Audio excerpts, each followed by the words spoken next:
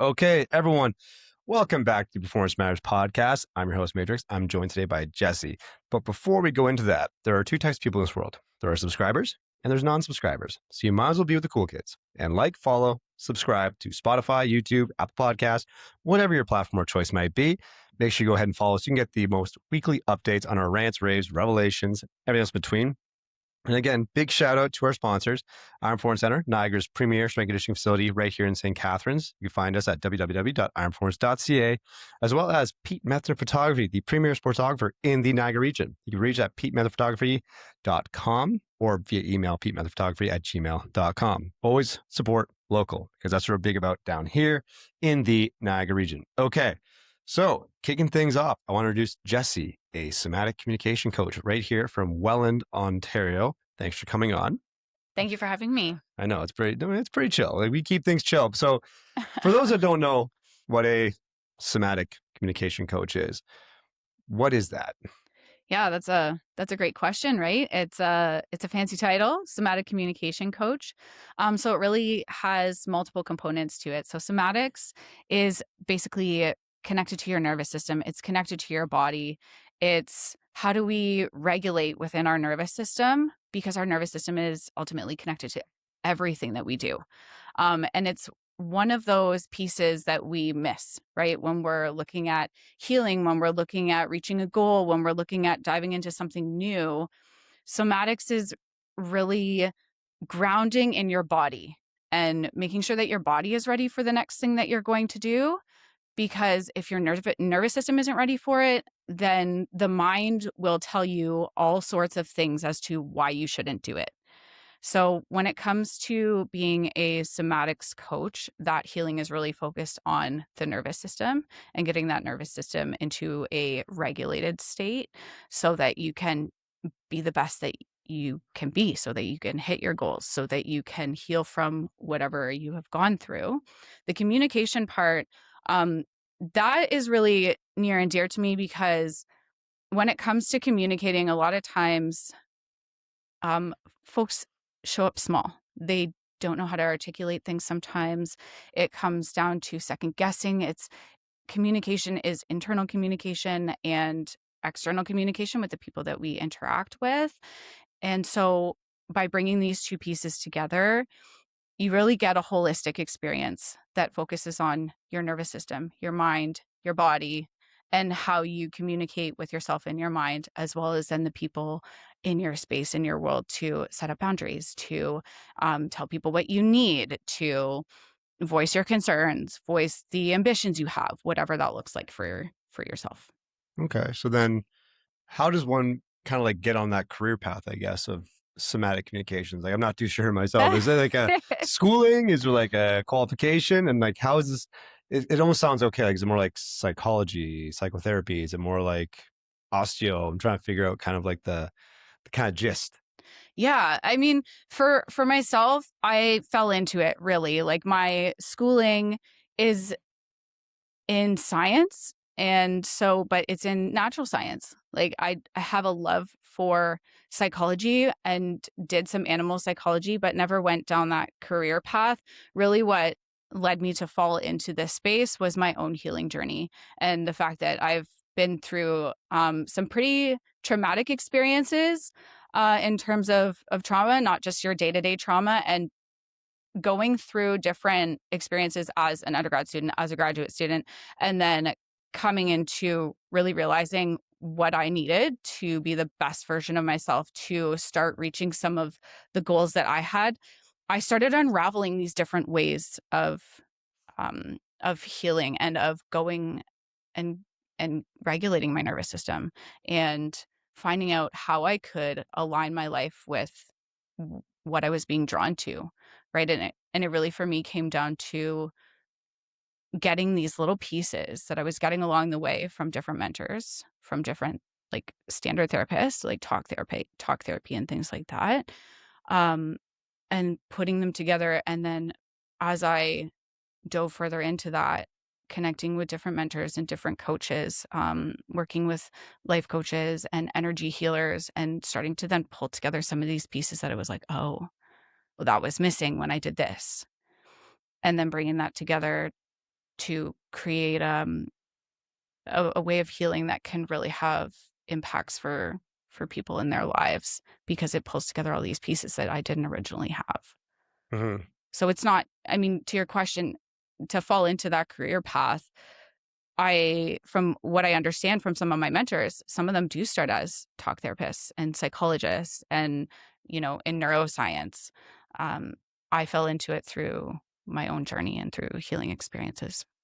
Okay. So then can you walk us through like what a maybe like a typical session would maybe look like? So how does someone kind of find you and then, walk me through like how they evaluate it and then kind of what is it like what would someone expect, right? For what you're doing.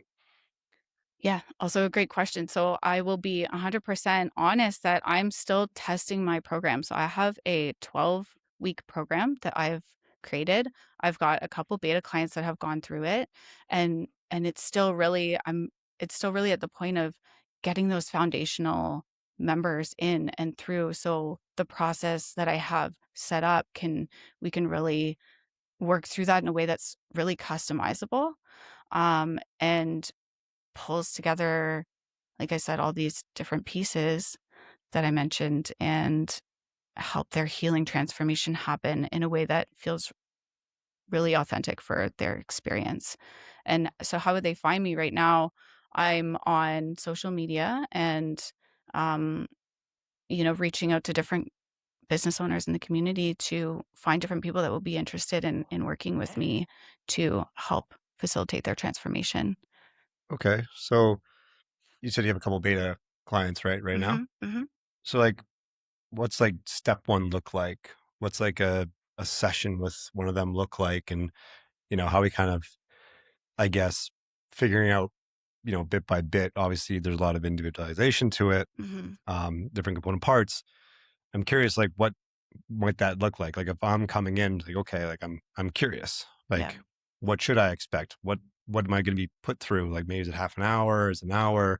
Hmm. And what does that entail? I'm curious, like, how that we kind of chip away at that.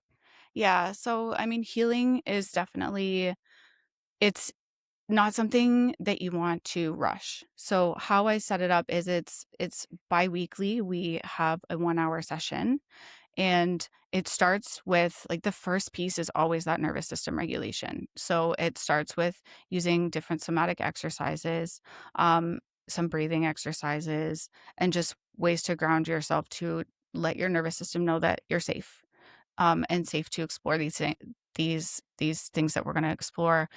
Because really, what it comes down to is when your nervous system is not regulated, and it gets not regulated through our life experiences, whether that's, getting picked on as a kid in school, or getting told, by parents in your upbringing that, that you weren't smart enough, or that you weren't fast enough, or that you weren't good enough, or whatever these experiences are that you carry through your life. Your nervous system integrates that into the way that we show up then as teenagers and adults. So it starts really with grounding the nervous system, because that's the most important part. So that would be like the focus of the first, like, so it's 12 weeks, right? So that's Mm. the focus of, like, the first 4 weeks Okay, first 4 weeks is like, is like grounding your nervous system. So we have biweekly calls mm, with me, one-on-one check-ins. This is nothing is group at yeah. this point. So grounding. When you say grounding the nervous system, so you said breathing exercises. What else they kind of grounds the nervous system, like in terms of that? Because I know like the regulation you mentioned, Hmm. um, some people are out of regulation, like you said, from life experience. Hmm. So like, what does regulating kind of look like, and how we, kind of start in those first 4 weeks? Like what is it like? A lot of questions and breathing exercises, like they're almost kind of like therapy, almost maybe. Um, Yeah, I mean, the big piece of it as well is learning to listen to your body. So, in that grounding of the nervous system, we are socially often focused on the conscious side of our mind, on the thinking, which is why, talk therapy is so common. There are other forms of therapy as well. You can do things like tapping, and you can do things like cognitive behavioral therapy and things like that. But really, one of the pieces that is often missing is learning how to your body is communicating with you. So that may show up as tension in your jaw. That may show up as not being able to sleep. That may show up as digestive issues, or like chronic fatigue, or tension in the shoulders, frequent migraines. Like, our body communicates with us in different ways than we're used to hearing, because we're used to being so focused on that conscious mind. What's going on up here? What are my thoughts? Where the body is very subtle. The mind is loud. One of my mentors said it really nicely. The mind is very loud. The body doesn't rationalize. It doesn't try to convince you of anything. It sends you signals quietly, and learning to recognize when it's telling you something is a huge piece of that first part of the program. Okay. Yeah. Okay. So then first 4 weeks, and then the preceding, I guess, 8 sessions, how does it kind of evolve person to person? Like, how does it kind of evolve over the coming weeks? So the middle part of the program for those second 4 weeks really focuses on the mind-body connection. Okay. And what is your mind saying in response to what your nervous system is feeling? So we've grounded the nervous system. Now we're moving into, how does the nervous system then direct the mind? Because your nervous system is responsible for your behaviors. It's responsible for how you interact with people. It's responsible for your connections, because it's based on that. Do I feel safe, or don't I feel safe? And I don't want to dive too much into, there's a theory called Polyvagal theory, and it breaks the nervous system into the 3 components of the nervous system.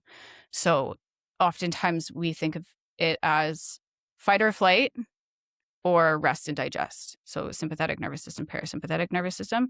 Polyvagal. Isn't there a freeze one too? Yeah. Yeah. So polyvagal theory pulls the parasympathetic nervous system into the 2 pieces, where it's dorsal vagal, ventral vagal. And your dorsal vagal is your freeze and fawn, which is also a like a dysregulation response. It's a stress response, right? And the best way to describe that is, like, if you see an animal who has just had a near-death experience, or they're being predated on by like a larger animal. Those lions out there. Right? They will sometimes play dead. That's that freeze response. And then if the predation, the risk, and the stress goes away, when they get up, you might see this even in, like, if you have a pet dog and something happens that's stressful or whatever. Like, some dogs don't like having a bath. So after the bath, they'll shake off, or like they get out of the water and they shake off, and they're basically shaking off that stress of whatever the situation was. In some cases, they're shaking off their fur. But if it was a stressful situation, what they do is, like, this animal that was in that freeze state, it will get up and it will run around. It will, like, behave erratically. And actually what it's doing is its nervous system is getting rid of and shaking off that stress response, that dysregulated energy that's sitting there in his body because it just had this experience. We do the same thing as people, but we are never taught how to go from dysregulation to regulation. And so that's in that freeze fawn state. We just internalize that and keep going. In the sympathetic nervous system, fight or flight is fight or flight. You're actively engaged, right? So it doesn't sit the same way in the nervous system. And then the ventral vagal that's your calm. That's where you have space for connection. That's where you have space for creativity, and you have exploration and things like that. And so when we move into the middle half of the program, that's where we start learning about some of that neuroscience. That's where we start, how can that apply to that mind-body connection, and how your nervous system is directing your thoughts to keep you safe in different ways.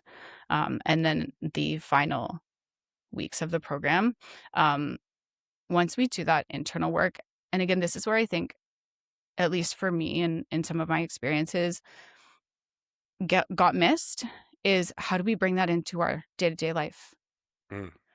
So this is things like, what's holding you back from saying the things that you want to say? That's the communication piece. What's stopping you from, asking for a raise at work? What's stopping you from telling your partner something you didn't like that they did, or your friend, or your parent, or whatever that looks like, or your roommates, whatever.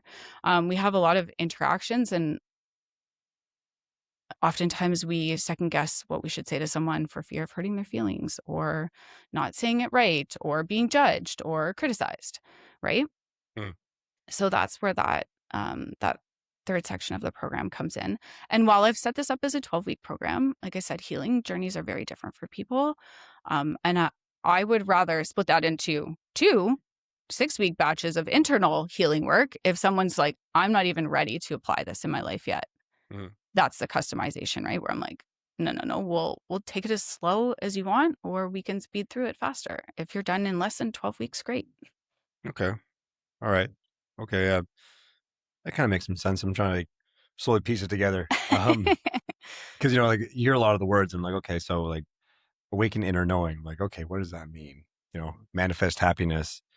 What does that mean? Like, how does like what I mean? I'm trying to like almost like grasp like how Mhm. what that looks like, and trying to piece it all together. I'm like, okay, common things you just know about communication therapy, like you're talking to someone and kind of like you know putting out your quorums, and like having a third party mediating a safer space, as you said, right? Like that Mhm. might be something, right? So it's okay. I'm trying to like piece that together. So like, okay, so how is this kind of different from maybe like I guess a talk therapist or something of that nature?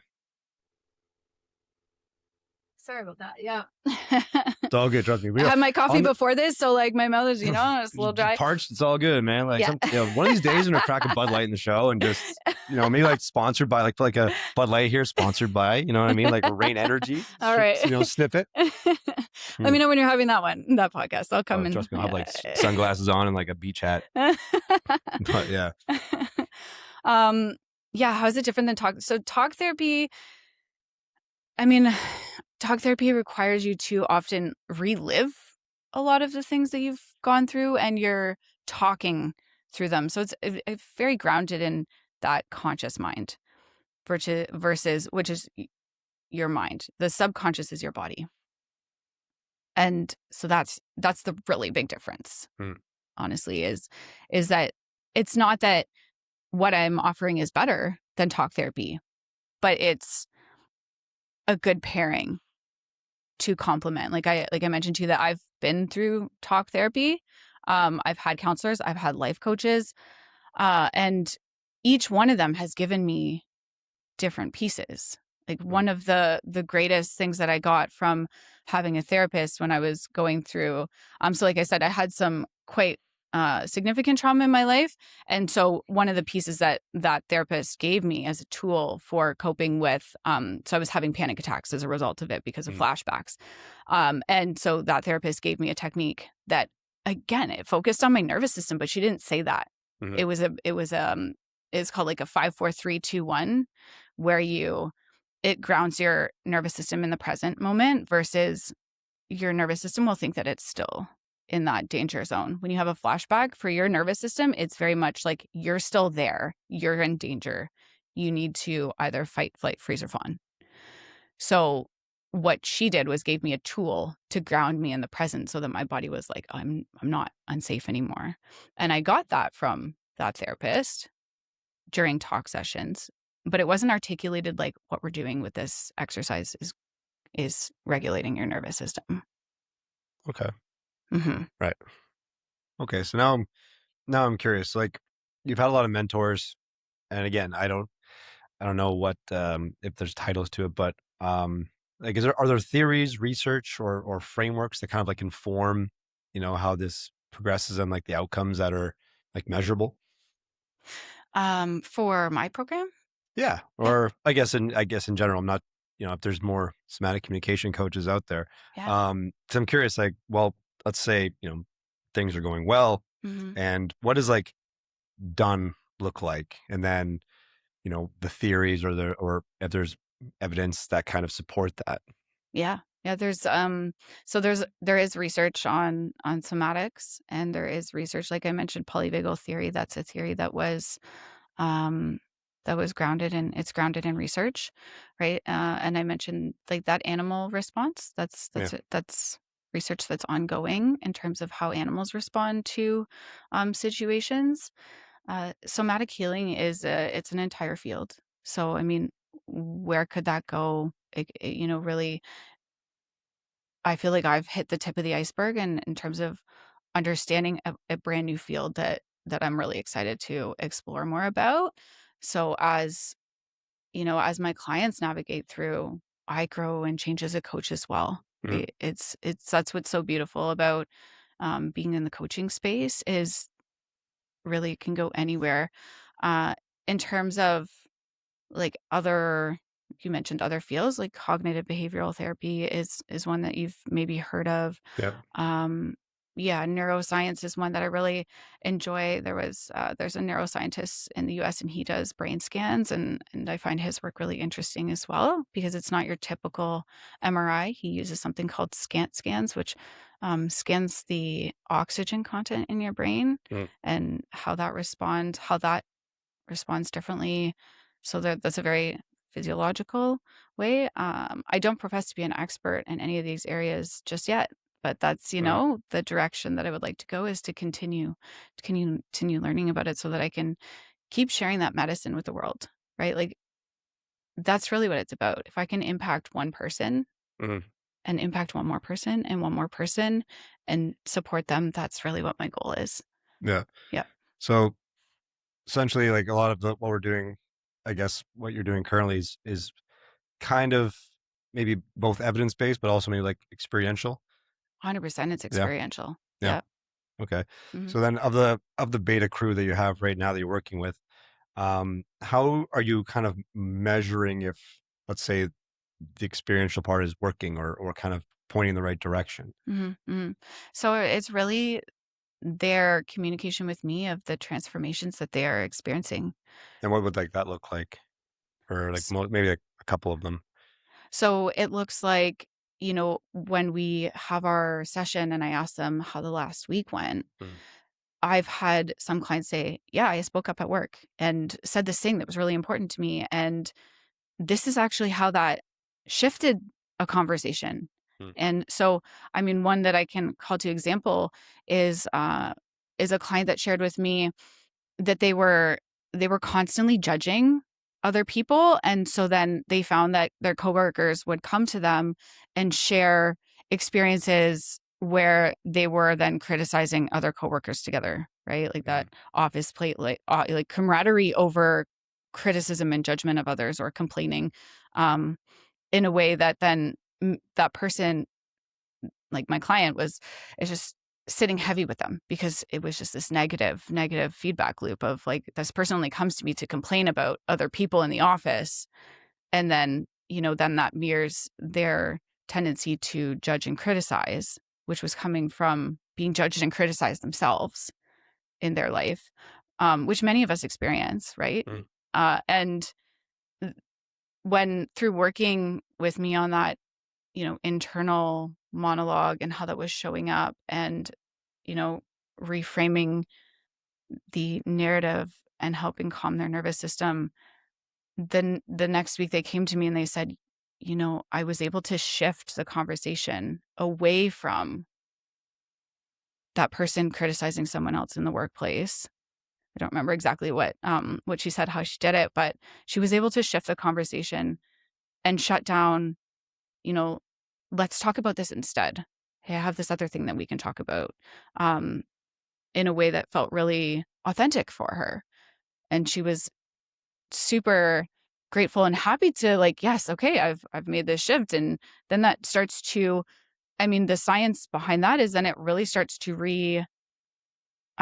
establish brain pathways and neuronal pathways in your Mm. brain as to what happens in situations. So we have like all these nerve pathways, signaling pathways in our brains that are established and get grounded by and reinforced by more of the same experiences. So when we start to interrupt those, it can feel very awkward and it can feel uncomfortable.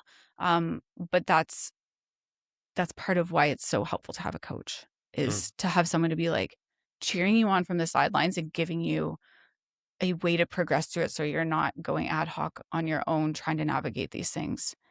which then, feeds back into that uncertainty. If you're already experiencing self-doubt and uncertainty, doing those things on your own, you can.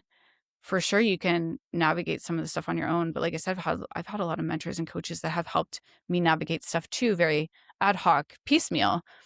And so when someone's coming back to me and sharing, like, I was able to do this thing and I feel really great about that, there I am to be like, that's amazing. And that's because we did this work here, and let's keep going with it. Welcome to Iron Performance Center, Niagara's home for real personal and performance training. We're a community obsessed with building durable, explosive, game-ready humans. No gimmicks, no shortcuts, just training that works. From athletes chasing scholarships, to pros chasing championships, to regular people who just want to feel strong, move well, and stay built for real life. If you're willing to work, you're our people. Our system is simple: smart programming, elite coaching, and a culture that pushes you to levels you didn't know you had. With modern technology and principles-based programming, we track your progress, teach you movement skills, and give you every tool you need to perform when it matters most in whatever arena you call home. Iron Performance Center, because performance matters. So if someone like wanted to, like, you mentioned like there's like a drill or something, I'm trying to like maybe put for the viewers out there, like, okay, we're saying regulate the nervous system in the sessions. Like you mentioned, maybe like a 5, 4, 3, 2, 1 drill. Yeah. So that was specific for panic attacks. Okay. So that exercise is you identify 5 things you see, 5 things you can hear, 5 things you can touch. And they can be simple things. I can hear my breathing. I can touch this table. I can hear your voice and my voice. What if I hear, see, touch? Yeah. And I can see, the plant in the corner. Then you would do that. You do that 5 things. So 5 things you can see, 5 things you can hear, 5 things you can touch. Then you do it for 4. Then you do it for 3, 2, 1. And you can repeat things. It's just really, it's slowing your nervous system down and your mind down to be like, I am not in that place of danger.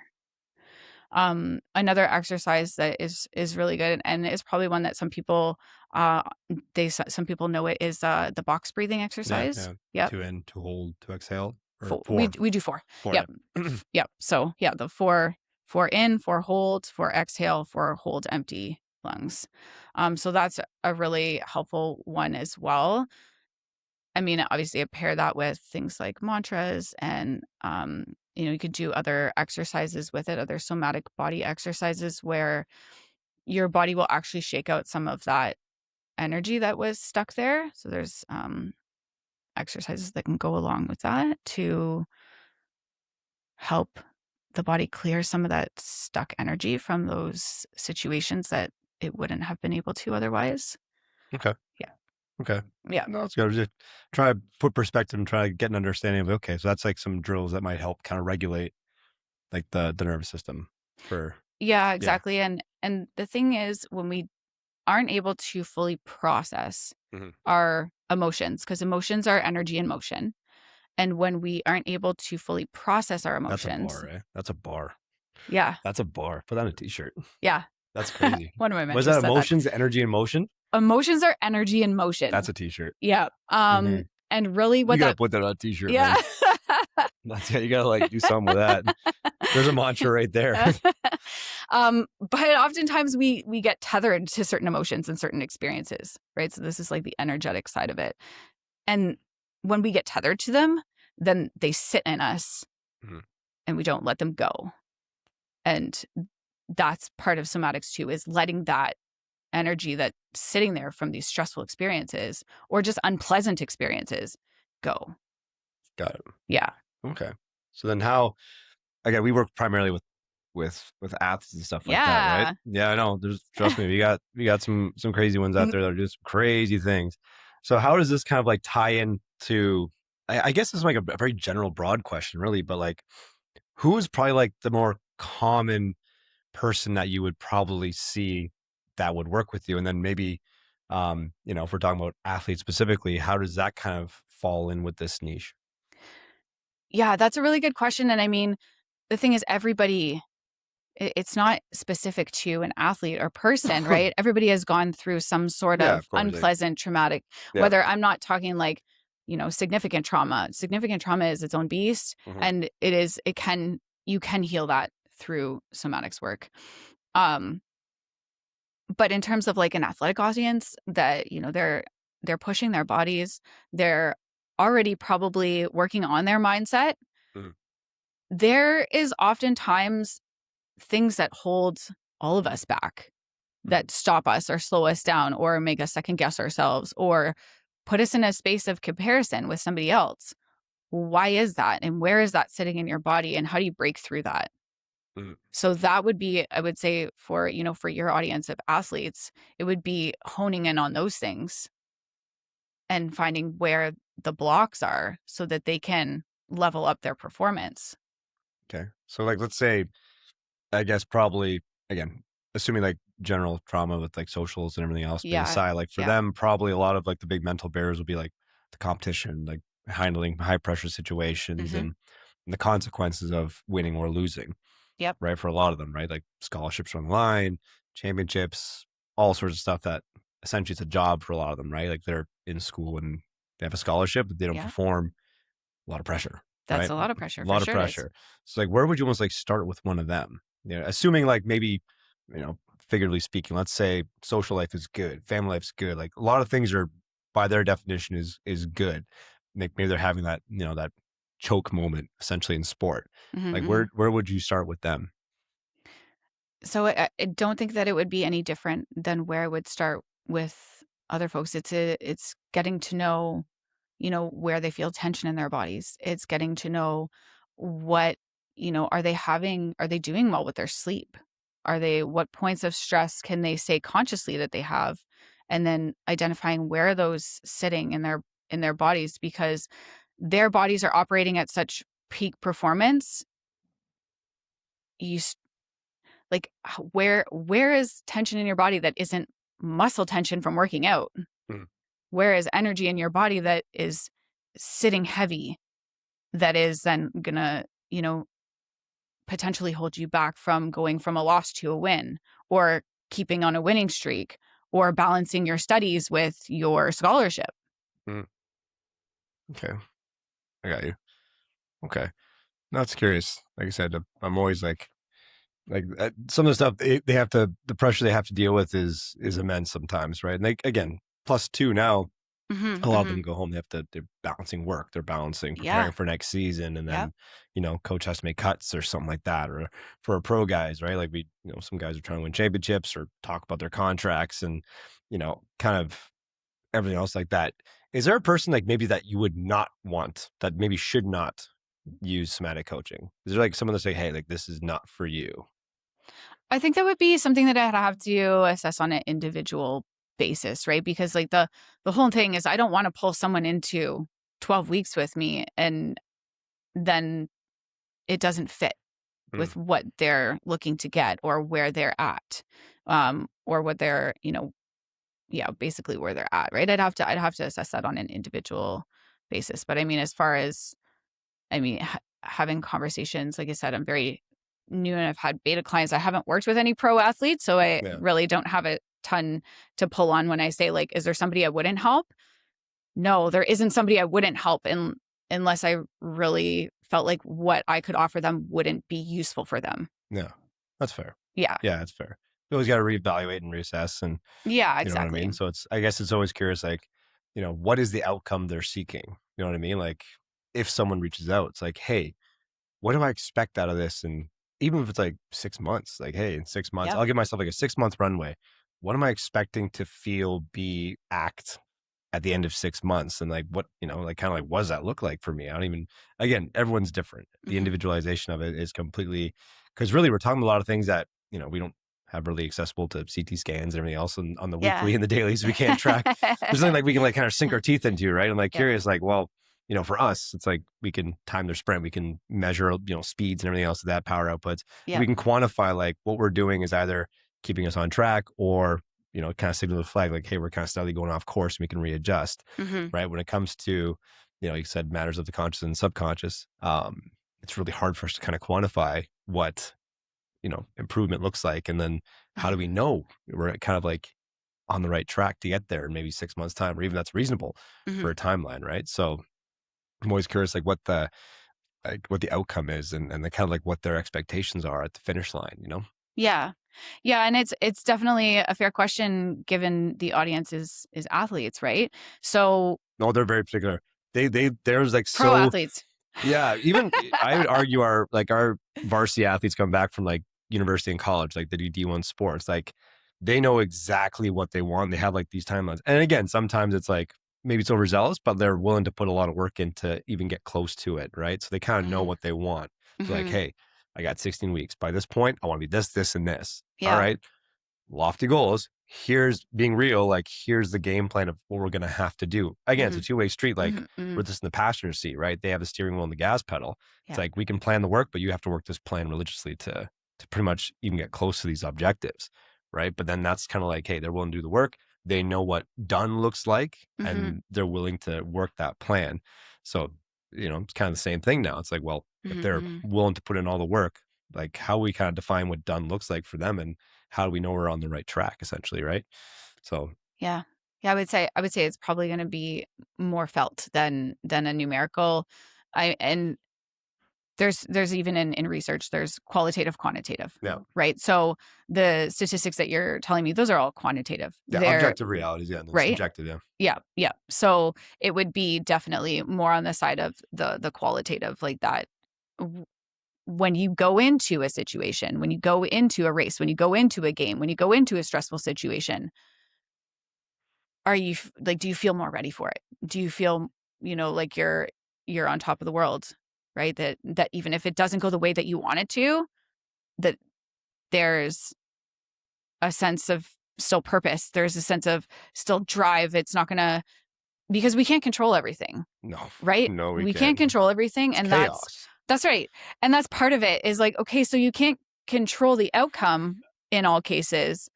And knowing within yourself and within, that there's that fear around that dysregulation around the uncertainty, that would probably be more of a priority for some of your athletes so that they can get up and go do it again. Right? Like I'm not sure if you watched the recent fight with Gina and Ronda.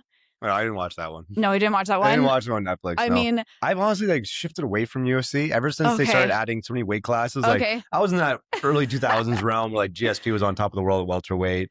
John Jones, you had Brock Lesnar, you had Mackie, all those guys. And it was like a very narrow timeline. There's like 5 or 6 weight classes and you knew the best guy at every class. Now there's too many weight classes now. And I'm just like, I don't know who's fighting. And then you have guys going to boxing now. I don't even know what's going on in the UFC realm. So I'm like, I don't bother anymore.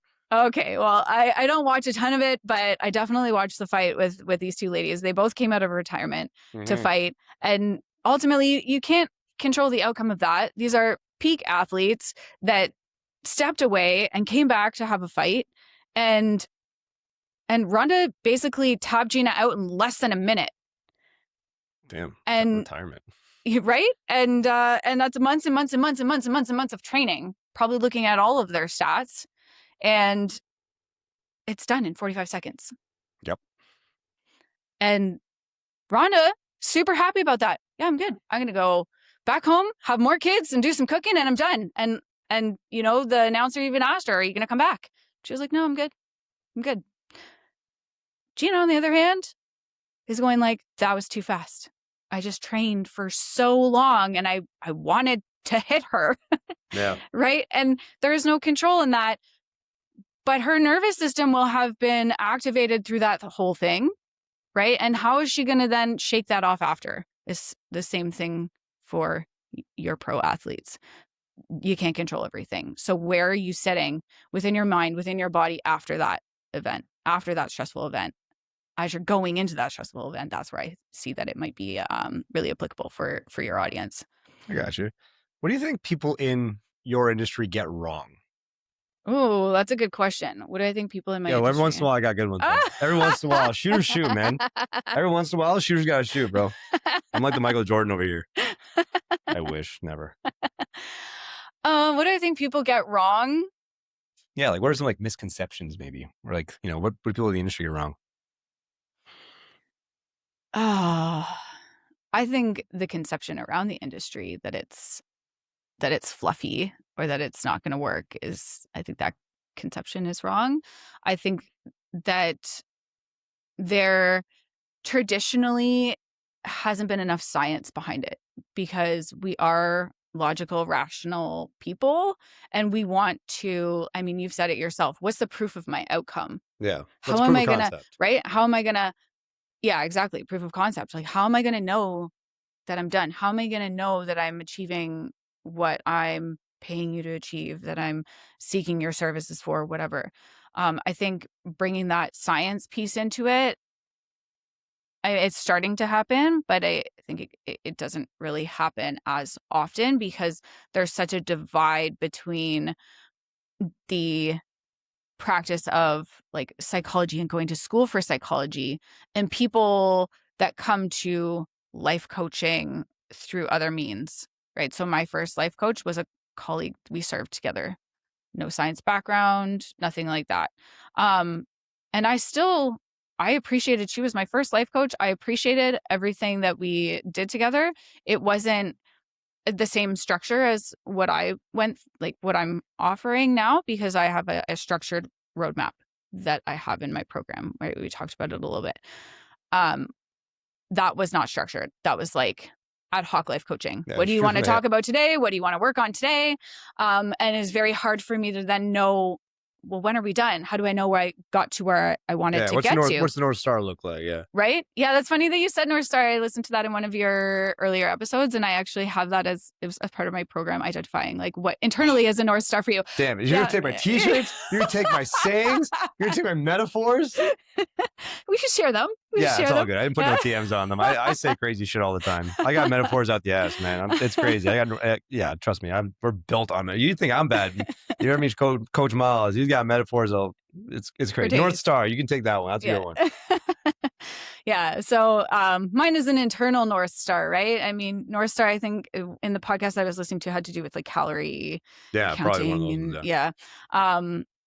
But yeah, I think there really can be more grounding in science because the field of psychology and the field of counseling and things like that, they are very grounded in science, but they don't step into the body work. And there is research on the nervous system. And I think bringing those two pieces together can really help people understand and validate that connection so that there can be clear progress milestones. Yeah, because because again, you said you did graduate study work, right? Like master's degree. I did a master's of science in integrative biology. Yep. Nice. Yep. Right. Science is proving the obvious. Yeah. It's crazy. That's what I've learned. Science is just proving the obvious. An example, again, I'm all for pioneering. You know what I mean? Like, I think, like, you're right. Because you mentioned it before. It's like, what is the scope now? It's like, okay, so you have like psychotherapy, you have cognitive behavioral, you have all those things. And now you're trying to bring in the nervous system with neuroscience. Like, okay, so, there's probably a lot of gray area, obviously, right? There's nothing that works in isolation.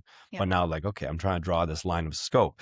An example is, science, I say, is proving the obvious for a reason, because there's guys that have been doing, for our industry, like band work and measuring speed. They've been doing that shit since like the Soviet era.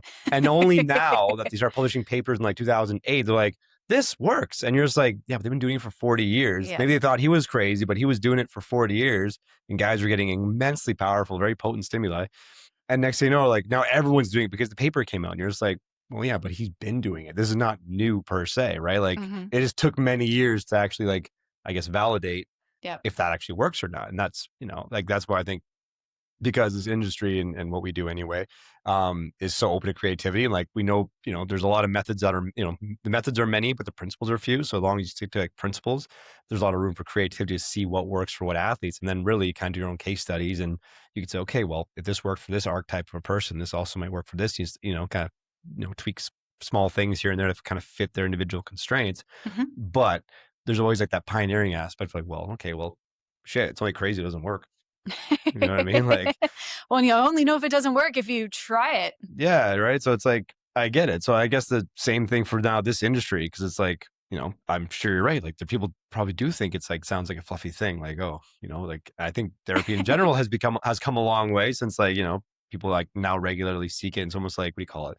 It's almost like how smoking weed now has become what, socially acceptable? Same kind of concepts, you know what I mean? Like, it used to be taboo. Now it's like, oh, okay. And all of a sudden the opposite, like cigarettes, you could just smoke in restaurants all the time and now you can't do it, right? So it's almost like shift. It's like, okay, same thing.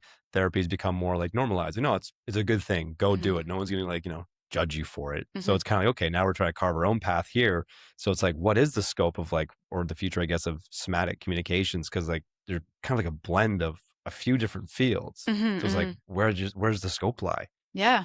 I guess we'll have to see, right? I mean, I'm pulling pieces from different areas of my own experience. So the communication stuff, which is vitally important, I picked that up through design thinking, which is from business school, right? That's a model of like, how do we get to know our audience? How do we Mhm. communicate the problem? How do we understand the problem? And then, how do we then communicate that effectively? So when I was in my undergrad and grad studies, I was a research assistant alongside my research and alongside my studies.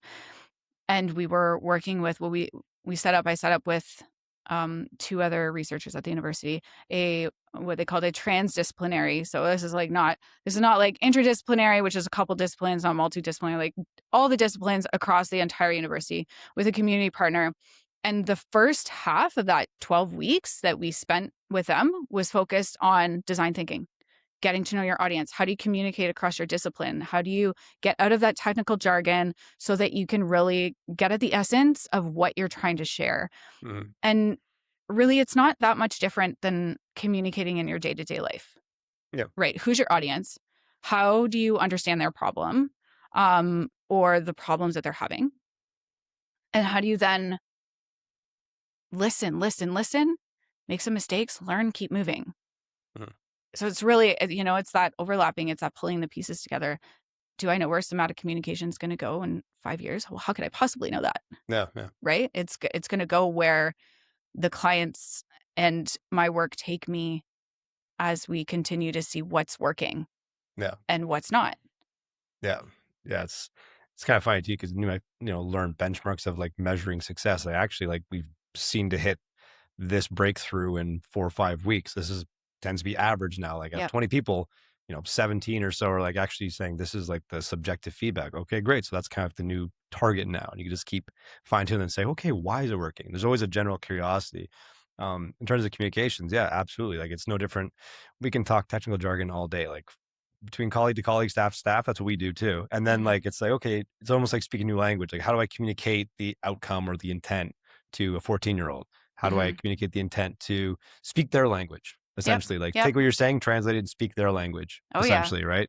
So, no, I'm curious. Like I said, it's first time I've ever heard of this, right? So it's I'm always open to hearing how these things kind of work and roll. Because again, I think therapy coming into talking about the other half, not just physical, but talking about the mental side of things, and it doesn't have to always be trauma based, but it could be maybe just positive enhancement of just hey, like someone like say someone's good, but they're just trying to like make it better. I don't Yep. know, like maybe that's a win. You know what I mean? Like that's could be something like hey, no different than how massage therapy. It doesn't always have to be reactive. It could always be Yeah. like proactive in nature. Maybe you Yeah, know. for sure it could be proactive in nature. And I think probably in terms of fitness, like one of the most powerful stories that was shared, again, I don't remember the speaker. She's a well-known speaker. If I can think of her name, I'll send it over to you. But she shares a story about when she was doing competitive swimming.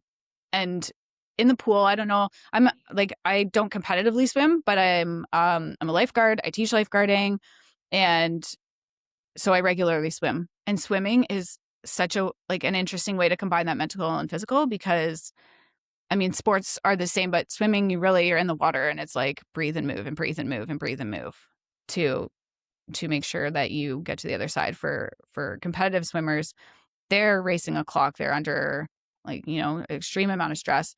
And she shared the story where when she was, a young competitive swimmer, she would have in her mind while she was going across, I just want to get to the other side. I just want to get to the other side. I just want to finish the race. Dead last every single time. And then I don't remember what happened. She had like a mentor or something like that. It's been a while since I've heard this story, but it just really stuck with me. She shifted the mindset when she hopped in that pool to be, I'm the best. I'm going to win this. And just, again, it's just those little subtle shifts. I got this. I'm happy to be here. which again, like, yes, that captures the mindset piece only, not the nervous system, but it is a story that then ties into the athletics, right? So she won that race. Changed nothing about her training. Nothing. But changed the way that she was entering the situation. More like a thrive over survive type mentality. Yeah. Yeah, I was like, put that on a t-shirt too. Yep, there you go. I was just gonna say, you're like spitting out the t-shirts today. Yeah, that's what I gotta do. It's just start my own printing press. Okay, we'll go to some rapid fire ones to kind of tie things up here. So I always like to, almost like a, point blank, black or white type stuff. Okay, sounds good. Let's give it a shot. Okay, let's try a few. What's one thing about modern wellness culture that you agree with? Modern wellness culture that is being destigmatized. Destigmatized. Yeah, destigmatized. Destigmatized. That's good. Yep. What's one thing about it that drives you crazy? That there's still stigmas around it. See my first answer. Just reverse that. Just reverse the answer. Yeah. All right. Now, science, spirituality, both, neither. Science, spirituality, both. Both. Why? Why both? Yeah. Because as a scientist, I understand the practicality and the logic and the ration behind like having the data, having the information to ground it in our conscious mind. Spirituality, because we are spiritual beings. And that is, for lack of a better word, so science, masculine energy, spirituality, feminine energy, not male, female. These are just energy sources. And maybe that will sound woo, but let's go back to the fluffy thing. It's the fluff, the woo. We call it woo because people look at you and they're like, whoa. They just whoa, yeah. Spirituality is like the connection, the creativity, the exploration, the being with other people and finding those relationships that are like that lift you up. So science grounds, spirituality allows for exploration and creativity. Nice. Yeah. I don't know why. Both. My head just went to like The Notebook. Remember The Notebook? I've never actually seen that movie. I've seen all the clips. I'm sad. I had to admit that, and a female doesn't say they are. Oh my god! Well, now I'm gonna fucking finish my story. But there's a scene in the movie where the guy goes for a doctor's appointment. You know what I mean? And his wife. If you watch them, I'm just gonna spoil the movie because it's been out for goddamn decades. It's okay. You can spoil it. I've seen all the clips. His wife has dementia, doesn't know who he is, right? So it's kind of like he goes to see his doctor for his own checkup. And the doctor's like, hey, I don't want to get your hopes up. Like, there's not going to be anything that comes of this. Like, she's not going to know who you are. He's like, yeah, doc, well, science only goes so far and then comes God. Yeah. He's like, well, then comes God, I guess. And then obviously it's a nice story. So there's a spur of the moment where she remembers who he is. And it comes from him reading their diary of life together. And then she kind of comes back, has a lucid moment where she's like, remembers everything. And then it goes away because, why would they have a happy moment in a sad romance story? Yeah. But so I'm like, okay, so that makes sense. And then if anyone judges me for watching The Notebook, fuck you guys because because that was the shit you had to do back in the 2000s, all right, to get a date. So just bear with me, all right. What do you think the biggest misconception about your work is? We talked about fluff, but what do you think is there a bigger misconception or like a legitimate criticism of your profession? Yeah, I think people don't realize how powerful it is. It's like, what is that going to do for me? Because there's no quantity attached to it. And we are in a very masculine energy driven society, right? Yep. That's logic, reason, linear progress, productivity. That's masculine energy. So, damn. And it's good. You need both, right? You need both. But that's what I would say the biggest misconception is that it's not going to do anything for me because people don't understand it. And what you don't understand, you don't buy into. Yeah. Until you do understand it and you experience it. And then you're like, oh, well, that was actually pretty powerful. You need like a research site to come out in like 2035. And that way you just be like, see? I told you. I told you, motherfuckers. I told you, damn it. And it's going to be all qualitative. All right? Who's the masculine energy now? Yeah. I'm my masculine energy right now, damn it. Yeah. Mixed methods, actually. We'll do quantitative, qualitative. We'll bring them together. Why not? We'll bring them together. All right. If you had to convince a skeptical strength coach like myself, not with inspirational language, but with an example, what would your case be for somatic communications coaching? Okay, if I had to convince you. If you had to convince me. I would say you need to come to a workshop. Damn. And we're going to go through a 90-minute workshop. And then after that 90 minutes, then you will at least have experience, because it's experience based. We talked about that. It's experiential. So Yeah. give me 90 minutes, come for a workshop. And then if you don't believe me after that it can do something for you, that's fine. I'm okay with that. Yeah. And after 90 minutes, if you're like, I could see that there could be some potential in this. Great. Damn, I like that. Okay. Laying on the table. Yeah. Be like, yo, fuck around, find out. Fuck around, find out. That's awesome. Well, again, I had a great time chopping it up. You know what I mean? I love having these conversations. It's always, like I said, I'm always trying to learn something new. You know what I mean? And I guess that's my masculine energy trying to like quantify everything. But Yeah. you know what I mean? It's a cool conversation. So if people want to learn more about you or find out more about what you do, where can they reach you or get in touch? Yeah. So the best way to get in touch is to follow me on Facebook right now. That's where I don't have an official website yet. So this Jessi Nelson is my personal page. I post various content on there that is both coaching and personal related. If somebody wants to dive right into the space, I have a Facebook group called Own Your Voice. Own Your Voice. Yep. You have an Instagram yet? I do have an Instagram. Don't use it as much, but yeah, you know, the website and the Instagram, they're coming one step at a time. Instagram's where you got to be, man. Yeah. And I'm old. I don't know. Facebook's like, apparently what the kids say is a dinosaur platform now. It's a dinosaur platform. Well, I guess I better start going on Instagram then. I get hip, man. Yeah. You gotta get hip with the kids. You gotta learn the lingo. You gotta go on Instagram. I refuse TikTok though. Although I think Miles did have this might be new to people, but like we have a TikTok, not me. I don't have it, but IPC does. And Miles started it. So don't look at me because I don't, if you all say I saw it on TikTok, I'm not going to know what you're talking about because I don't post on TikTok. I just refuse. One platform is good enough for me. All right. Facebook just happened to be like, it's all meta now. So it all just falls into one category. So don't blame me for that. But okay. So people can reach you through Facebook. They can. Fantastic. Awesome. Well, it's been a pleasure having you on. Yes. This has been great. Chopping it up. I learned something new today. So, you know, it's not too bad, right? I'm not, you know, it's fun. Rants and raves. So we'll wrap things up with that, guys. So make sure you check her out on Facebook, the old platform, I know, but don't worry, she'll evolve. I will evolve. She'll Give evolve. me some time. She'll adapt. We're the Performance Matters Podcast. We're on Spotify. We're on Apple. We're on YouTube. Whatever your favorite stream platform or choice is. All right. So make sure to like, subscribe, follow, and share with your damn friends because there's always weekly rants, raves, and revelations in the fitness performance realm coming right out here from IPC Studio. All right, guys. Thanks for tuning in. We'll see you all next time. Thank you.